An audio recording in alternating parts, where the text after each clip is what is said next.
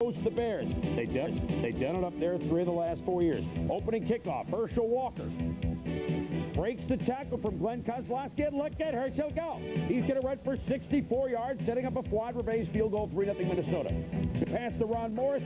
Nailed his hardball. Joey Browner contributes one of 7 Minnesota sacks. Icing on the cake, yes. Morris nailed his hardball. Tuggle. Then Steve Broussard dropped by Wayne Martin. Atlanta quarterback Chris Miller drilled by Pat Swilling from the blind side. Hawkins and Miller. He's finally able to connect with a wide receiver, George Thomas, for a 51-yard touchdown strike. Atlanta leads 7-3. Take it easy. We know what we're doing with this team.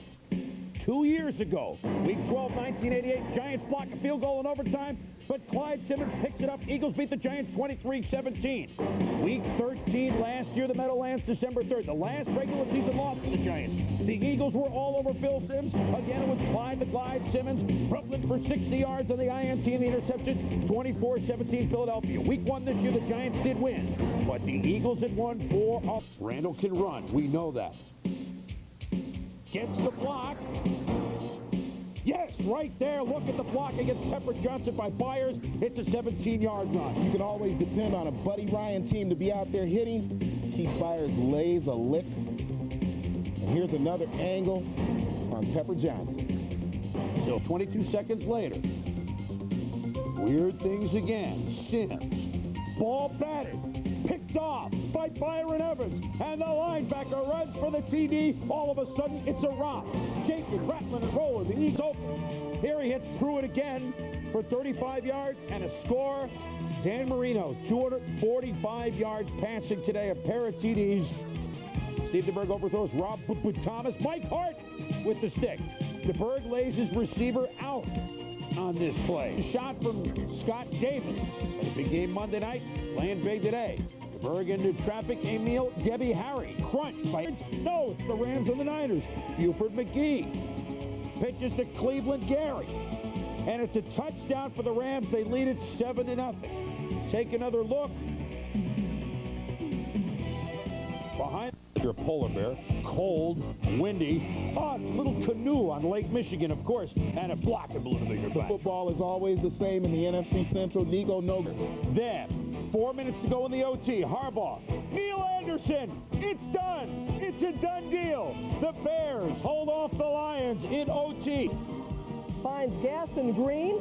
He sprints down the right sideline, 16 yards for the score. And the mid-80 Buffalo Bills, they've got 5 to go to tie them, but this list, not good to be on. We'll be back. With the flip, Shane Conlon with the stick on Heath Bar Sherman on the goal line. It was that to James Lofton. And look at him go. The veteran races across the field and he could go all the way. 63 yards. The Bills lead at 7. Still in the first. A quick slant to Andre Reed. And guess what he's going to do? He beats Waters and Wes Hopkins. He goes all the way. 56 yards. 17-0 Buffalo. Buffalo employing the no-huddle offense here. Kelly alert to the blitz. Both outside linebackers come. Middle of the field open. Andre Reed showing that speed that nobody suspects that he has. He just beats of the year, folks. Randall Cunningham in the end zone. Bruce Smith goes in for the sack. No, he doesn't get the sack. Running against his body. Throws it 60 yards. Fred Barnett makes the catch. Are you kidding? 95-yard touchdown from Cunningham to Fred Barnett. Rich Stadium. Last week, Chuck Noll looking for career win number 200, but in the first quarter, down 3-0. You watch the play fake. Nobody's better at it than Boomer. We've said it repeatedly on the show. Eddie Brown is open, makes the move around Thomas Everett. It goes 50 yards, and very quickly, it's a 10-0 Cincinnati lead, Tom. It is the great play fake, Chris. You see Boomer not only hide the ball with his body, but put it on his hip. And then if you watch the coverage as it's frozen here, 3 defenders running with McGee. Here comes Eddie Brown across the field in the opposite direction, breaks the tackle, and moves into the end zone for a touchdown. The Lisa Olson incident, week 2. That was after week 2. This week, Steve DeBerg, early on, like first play from scrimmage, to Stephon Page, 86 yards. I mean, get the pole out of the way. Nobody was ready for this. 7-0 Kansas. Ruben Mays. Ironhead with a big block, 15-yard touchdown by Mays, 10-0 Saints at the half. Re-injures his bad ankle On a sweep, the terrific rookie would not be. Then the big play, 8 minutes left. George underthrows Hester, and Cedric Mack intercepts, and then he laterals over to Marcus Turner, who scampers in for the game. Back today on a cold and blustery day in Mile High. All eyes on Jay Schrader. Didn't know till Friday if he's going to be started with his injured left knee. Down 3-0 at the first. Schrader comes up gunning. 22 yards to Willie Gault over the middle. Then back to Gault, who toys for 18 more yards. Pretty good, huh? Then it's Ethan Horton with a nifty one-handed grab. And Horton spins down to the 3-yard line. Was Schrader ready to play early or what? 6 for 6 on the first series for 74 yards. Steve Smith punches it in. 7-3 LA for both Owls. John Elway taking a lot of abuse this season, but on 3rd and long, Tommy looks like the old John E. Here Elway scrambling toward the sideline, but I love this about him. He refuses to run out of bounds, tries to run over 2 Raiders instead. And then Elway does the Vance for 21 yards. It's a touchdown. Dan Reeves and company win it 10-7, lead at 10-7. Second half, yeah, you've seen this, Tom. Raiders and Broncos renewing acquaintances. Scott Davis renewing acquaintances with John Elway. Forces Elway up in the pocket here where Howie Long brings him down for the sack. Another guy charge up Bo Jackson. And he's gone. Look, get him go. Bo is the Bronco on that play, like Bronco Nagurski. 62 yards, 20-13, Los Angeles. Bo's day, thanks in part to that one. 13 carries, $117 for 2 touchdowns. With the score 23-20 LA, the Broncos trying to come back. Under 2 minutes to go. Elway to Vance Johnson for a 28-yard pickup. Yes, the feet are in bounds. With 7 seconds to go, the tying field goal, David Treadwell, it's blocked. And let's see what happened here. Jerry Robinson gets some penetration, gets his hands way up in the air, blocks it with the right hand. And I couldn't see anything wrong with that kick, just a great effort. Time. First possession for the Oilers, moved to Bernard Ford, he fumbles. Dave Wyman. And Allen, he is simply hammered by Pittsburgh's Greg Llyoyd. Steelers 10-3. Merrill Hodge, a sensational game. He'll tightrope down the sideline for a 41-yard touchdown score, Axe. As Merrill goes, so go the Steelers. That's why I made him a coach here. That you did. 19 carries on the day for Merrill, 117 yards. Don Shula, Tom Landry, and Curly Lambeau. Kozar with a completion to Kevin Mack. Hit by Johnny Meads. It's ruled a fumble. And Kennard again picks it up, heads down the sideline. He's not going to get caught this time, going 72 yards for the score. And it's tough to win. Warren Moon going 7 yards for the score to Ernest Givens from where? Louisville. And at Louisville, they had a course 101 where you had to learn. Damn! One bright spot for the Browns today, and of course, we'll show it to you on the kickoff. Eric Metcalf took it from a yard deep in the end zone, and watch Metcalf fly. He takes it 101 yards for the touchdown. The only bright spot for Cleveland. 9, though, the game turned. Gannon hits Steve Jordan. This time he's peppered by Pepper Johnson. Myron Guyton scoops up the fumble. Yes. The little short screen to Hershall Walker, LT, right down the line of scrimmage. Goal from the 2. O.J. Anderson, second touchdown of the day. The Giants lead 20-15. Just under 7 minutes to go. O.J. over the 10,000-yard barrier, although he averaged just over 1.5 yards a carry today. Late in the 4th from the 20. Gannon, pressured by LT. Just gets rid of it, and then picked off by Gary Reasons. It's a pretty impressive list to be on. Has a couple of O.J.s on it at 7 and 8. So our congratulations to O.J. Anderson, and of course Eric Dickerson still active, but that's a good list to be on, and Anderson is now the newest member. Backpedaling 4 plays later. Esiason stops, avoids a tackle, hits Craig Taylor, touchdown, 7-0 Bengals. Welcome to the jungle. Hey, there's Bernie Perrott. Chris, the key to this play is Esiason's pump right there to get Waymer up into the air, then he recocks, throws the ball to Craig. Have more yards than Joe Montana, who passed Jim Hart into the number 4 spot, 34,691. Scott Campbell, intercepted by Cedric Mack. And guess what he's going to do? It's rugby time. So number 47 dishes it off, but it's Jay Taylor. He says, wait a minute, it's not supposed to be me. It's supposed to be Marcus Turner. He was looking to lateral it. At any rate, the play goes down to the 18, setting up an Anthony Thompson touchdown. When Bobby Butler picks it off, the Falcons say, maybe we'll try it. Butler, do I dish it? Yes, I do. To Deion Sanders, time, but play is whistled dead at the 46. The Saints would march back. Dale Finnery, the third down back for New Orleans. Rumbles on 3rd and 1 for 60 yards and the touchdown. Saints lead 24-20. Rams get a final chance, but Pat Swilling sacked. Michael Irvin was looking to go home. Troy Aikman goes 41 yards to Irvin. Does he get in to score? No, but he gets a big hit by Lonnie Young.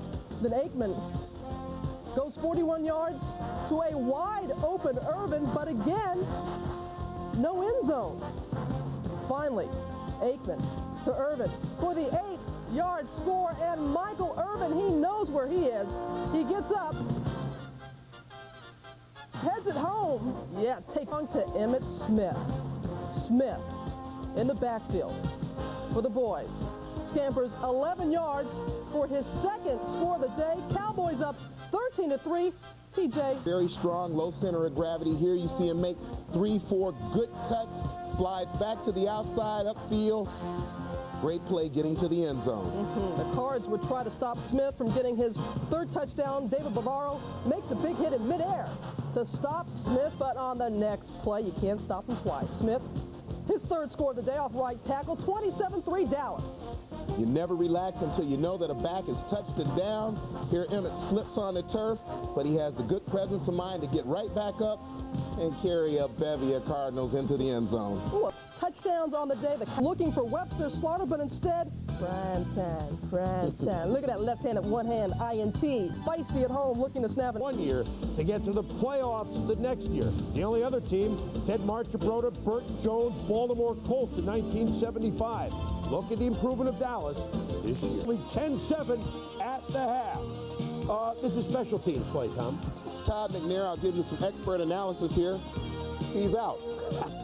If DeBerg was in pain, Moon was a pain for the Chiefs. 3rd and 5 for the 13. Moon under pressure. What pressure? Jeffries makes the spin, and he go all the way. 87 yards for a touchdown. Moon to Jeffries. And Tommy Petrie did not have a prayer on this play. He tries to get the bump, and he gets that stiff arm on him to get some separation, catches the ball, keeps his balance, and to borrow your line, he could go all the way. 245 yards for Jeffries. That's the best receiving performance this year in the NFL. But it wasn't only Petrie. Everybody in Oilers with 300-yard passing day. That replay it ruled differently. Moon would own the record tonight. Here he hits Haywood Jeffries. Who else? Clocked by Deron Cherry. Ball comes loose out of bounds. After further review, does he have possession? Well, they called that not possession, not a catch. That was a 33-yard play. Jeffries thought he had it, and if they had ruled that it was the Dolphins. And Dan Marino avoids the rush from Jake Green. Look at Marino. Avoid it, dart it to James Pruitt.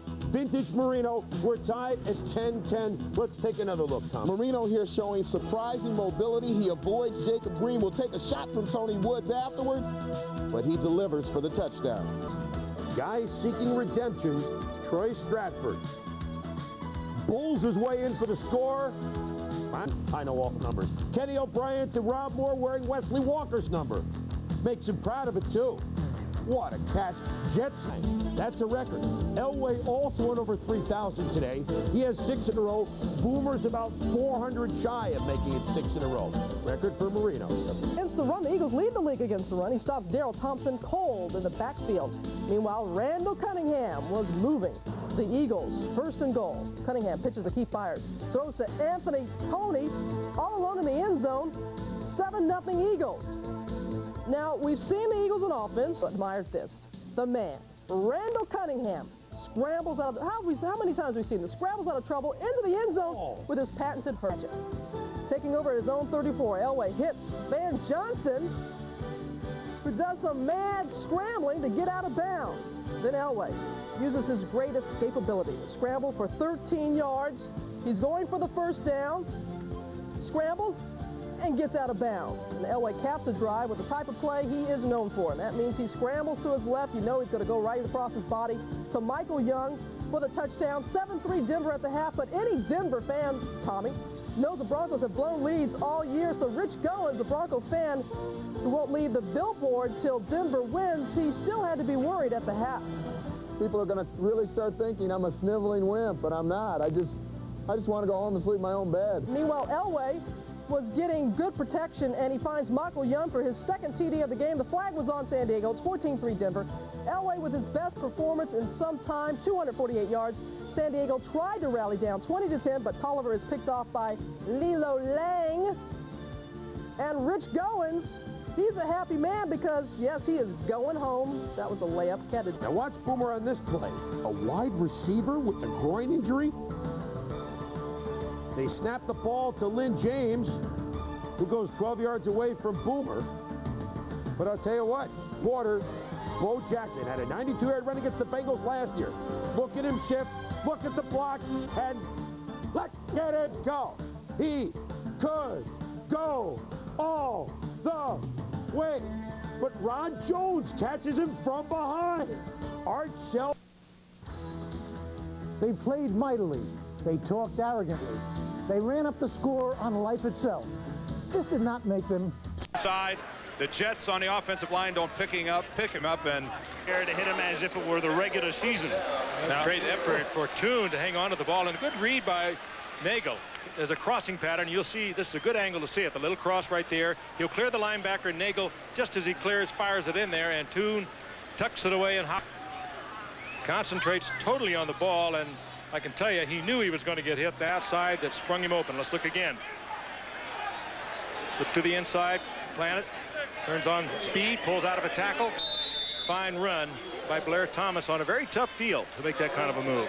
Good plays, and then we see a play like that where Mike Harden, totally unaccounted for, makes a play in the backfield and a play that never had a chance to develop. And really been kind of a herky-jerky offensive game by both teams. Third and a short 3. O'Brien protected well, fires too high for Griggs, picked off at the 15-yard line by Eddie Anderson. And Anderson still on his feet. Anderson out past the 30, Look out. the 40. Goodbye. O'Brien can't catch him. Eddie Anderson on the move inside the 20-yard line and all the way for a touchdown. 87 yards. Sailed, and it was an overthrow. This will be the perfect angle to see it. Greg Townsend, he's the designated pass rusher for the Raiders, and he just waffled O'Brien as he released the ball, and here comes Anderson. O'Brien got up, got into the pursuit of Anderson, but this was a no-contest affair as Anderson takes it in for his first touchdown. And that was also Reggie McElroy, number 68, giving pursuit, but Anderson takes it all the way. And O'Brien brought the Jets back. O'Brien connects with his favorite receiver, Al Toon. 8 yards out, Chargers lead. Tolliver looks to the end zone and finds Nate